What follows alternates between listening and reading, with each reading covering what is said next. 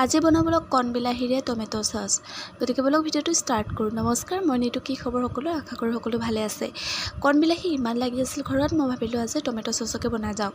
গতিকে মই ছিঙি আনি এখন শুকান কেৰাহীত কম জুইত কণ বিলাহী গোটেইখিনি মই দি ল'লোঁ। তাৰপিছত কেইফুটামান নহৰু দি দিছোঁ, অকণমান আদাও দিছোঁ তাৰপিছত মই ভাজি ল'লোঁ। পানীখিনি শুকাই গ'ল। তাৰপিছত উলিয়াই পেলাই মই গ্ৰাইণ্ড কৰি ল'লোঁ মিক্সাৰ জাৰত।